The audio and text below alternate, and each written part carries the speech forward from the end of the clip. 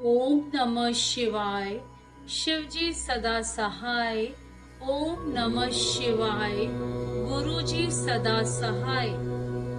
यज्ञशाला में शिव का भाग न देखकर सती के रोषपूर्ण वचन दक्ष द्वारा शिव की निंदा सुन दक्ष तथा देवताओं को धिक्कार फटकार कर सती द्वारा अपने प्राण त्याग का निश्चय। ब्रह्मा जी कहते हैं, नारद, दक्ष कन्या सती उस स्थान पर गई जहाँ वह महान प्रकाश से युक्त यज्ञ हो रहा था। वहाँ देवता, असुर और मुनींद्र आदि के द्वारा कौतूहल पूर्ण कार्य हो रहे थे। सती ने वहाँ अपने पिता के भवन को नाना प्रकार की आश्चर्यजनक वस्तुओं से संपन्न, उत्तम प्रभा से परिपूर्ण, मनोहर तथा देवताओं और ऋषियों के समुदाय से भरा हुआ देखा। देवी सती भवन के द्वार पर जाकर खड़ी हुई और अपने वाहन नंदी से उतरकर अकेले ही शीघ्रता पूर्वक यज्ञशाला के भीतर चली गई। सती को आई देख उनकी यशस्विनी माता असिकनी, वीरणी ने और बहनों ने उनका यथोचित आदर सत्कार किया, परंतु दक्ष ने उन्हें देखकर भी कुछ आदर नहीं किया तथा उन्हीं के भय से शिव की माया से मोहित हुए दूसरे लोग भी उनके प्रति आदर का भाव न दिखा सके। उन्हें सब लोगों के द्वारा तिरस्कार प्राप्त होने से सती देवी को बड़ा विस्मय हुआ, तो भी उन्होंने अपनी माता पिता के चरणों में मस्तक झुकाया। उस यज्ञ में सती ने विष्णु आदि देवताओं के भाग देखे, परंतु शंभु का भाग उन्हें कहीं नहीं दिखाई दिया। तब सती ने दुस्सह क्रोध प्रकट किया। वे अपमानित होने पर भी रोष से भरकर सब लोगों की ओर क्रूर दृष्टि से देखती और दक्ष को जलाती हुई सी बोली।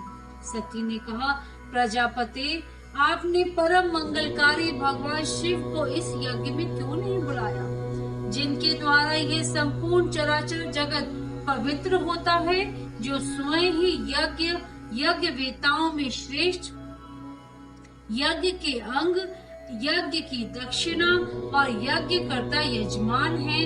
उन भगवान शिव के बिना यज्ञ की सिद्धि कैसे हो सकती है? अहो, जिनके स्मरण करने मात्र से सब कुछ पवित्र हो जाता है, उन्हीं के बिना किया हुआ ये सारा यज्ञ अपवित्र हो जाएगा। द्रव्य, मंत्र आदि, हव्य और कव्य, ये सब जिनके स्वरूप हैं, उन्हीं भगवान शिव के बिना इस यज्ञ का आरंभ कैसे किया गया? क्या आपने भगवान शिव को सामान्य देवता समझकर उनका अनादर किया है? आज आपकी बुद्धि भ्रष्ट हो गई है, इसीलिए आप पिता होकर भी मुझे अगम जंच रहे हैं। अरे, ये विष्णु और ब्रह्मा आदि देवता तथा मुनि अपने प्रभु भगवान शिव के आए बिना इस यज्ञ में कैसे चले आए? ऐसा कहने के बाद शिव स्वरूपा परमेश्वरी सती ने भगवान विष्णु, ब्रह्मा, इंद्र आदि सब देवताओं को तथा समस्त ऋषियों को बड़े कड़े शब्द में फटकारा। ब्रह्मा जी कहते हैं, नारद, इस प्रकार क्रोध से भरी हुई जगदम्बा सती ने वहाँ व्यथित हृदय से अनेक प्रकार की बातें कही। श्री विष्णु आदि समस्त देवता और मुनि जो वहाँ उपस्थित थे, सती को बात सुनकर चुप रहे। अपनी पुत्री के ऐसे वचन सुनकर कुपित हुए दक्ष ने सती की ओर क्रूर दृष्टि से देखा और इस प्रकार कहा। दक्ष बोले, भद्रे, तुम्हारे बहुत कहने से क्या लाभ? इस समय यहाँ तुम्हारा कोई काम नहीं है, तुम जाओ या ठहरो, ये तुम्हारी इच्छा पर निर्भर है। तुम यहाँ आई ही क्यों? समस्त विद्वान जानते हैं कि तुम्हारे पति शिव अमंगल रूप हैं, वे कुलीन भी नहीं हैं, वेद से बहिष्कृत हैं और भूतों, प्रेतों तथा पिशाचों के स्वामी हैं। वे बहुत ही कुवेश धारण किए रहते हैं, इसीलिए रुद्र को इस यज्ञ के लिए नहीं बुलाया गया है। बेटी, मैं रुद्र को अच्छी तरह जानता हूँ, अतः जानबूझकर ही मैंने देव ऋषियों की सभा में उनको आमंत्रित नहीं किया है। रुद्र को शास्त्र के अर्थ का ज्ञान नहीं है, वे उदंड और दुरात्मा हैं। मुझ मूढ़ पापी ने ब्रह्मा जी के कहने से उनके साथ तुम्हारा विवाह कर दिया था। अतः शुचि सुमते, तुम क्रोध छोड़कर स्वस्थ शांत हो जाओ। इस यज्ञ में तुम आ ही गई हो तो स्वयं अपना भाग ग्रहण करो। दक्ष के ऐसा कहने पर उनकी त्रिभुवन पूजिता पुत्री सती ने शिव की निंदा करने वाले अपने पिता की ओर जब दृष्टिपात किया तब उनका रोष और भी बढ़ गया।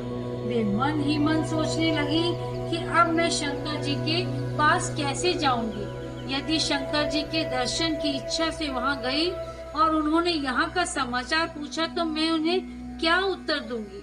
तदंतर तीनों लोकों की जननी सती रोष वेश से युक्त हो लंबी सांस खींचती हुई अपने दुष्ट हृदय पिता दक्ष से बोली।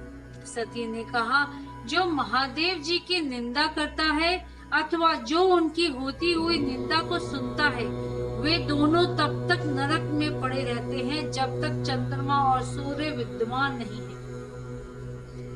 जब तक चंद्रमा और सूर्य विद्यमान है।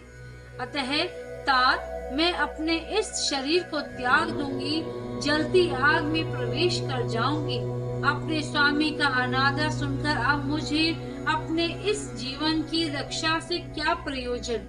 यदि कोई समर्थ हो तो वह स्वयं विशेष रत्न करके शंभु की निंदा करने वाले पुरुष की जीभ को बलपूर्वक काट डाले, तभी वह शिव निंदा श्रवण के पाप से शुद्ध हो सकता है। इसमें संशय नहीं है। यदि कुछ कर सकने में असमर्थ हो तो बुद्धिमान पुरुष को चाहिए कि वह दोनों कान बंद करके वहां से निकल जाए। इससे वह शुद्ध रहता है, दोष का भागी नहीं होता है, ऐसा श्रेष्ठ विद्वान कहते हैं। इस प्रकार धर्म नीति बताने पर सती को अपने आने के कारण बड़ा पश्चाताप हुआ।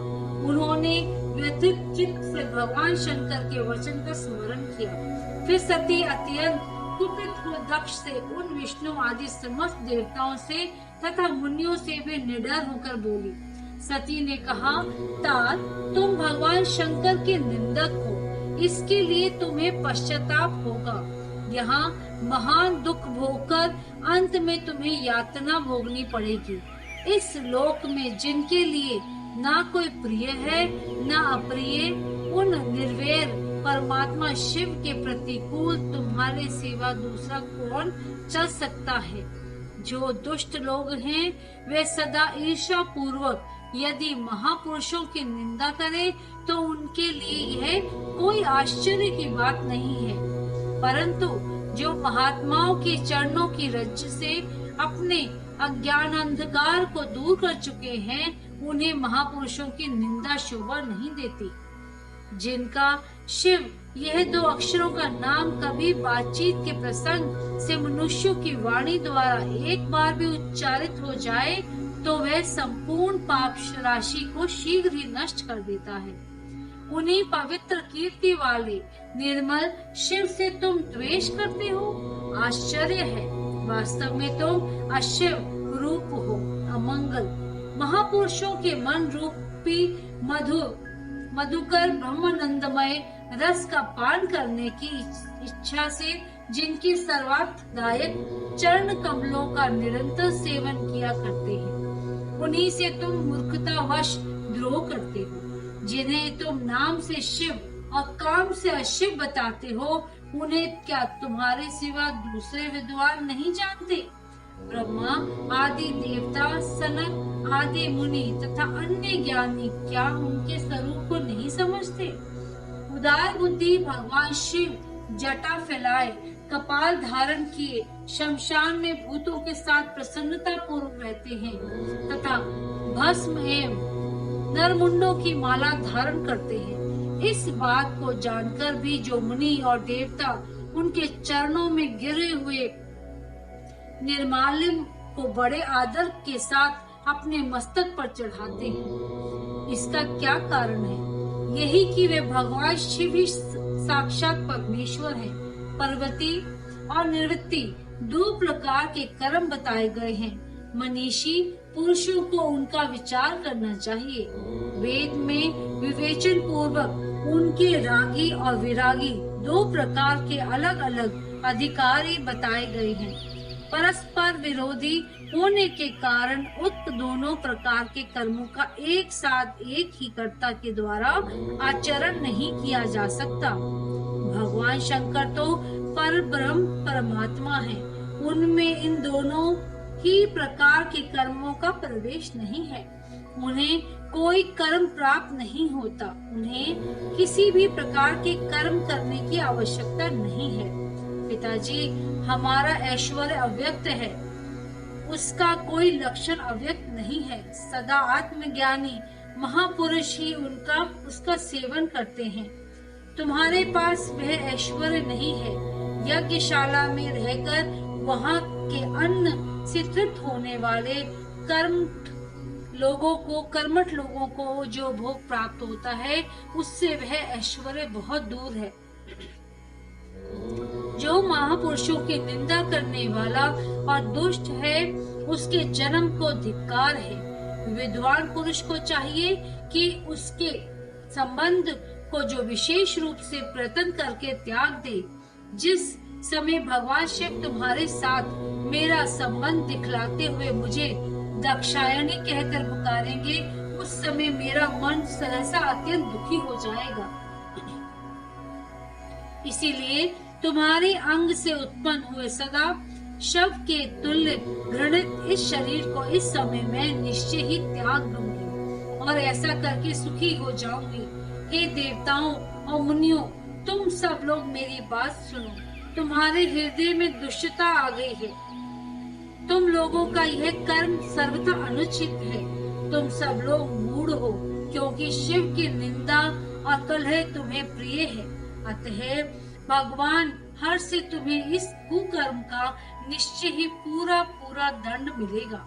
ब्रह्मा जी कहते हैं, नारद, उस यज्ञ में दक्ष तथा देवताओं से ऐसा कहकर सती देवी चुप हो गई और मन ही मन अपने प्राण वल्लभ शंभु का स्मरण करने लगी। अध्याय 29 समाप्त।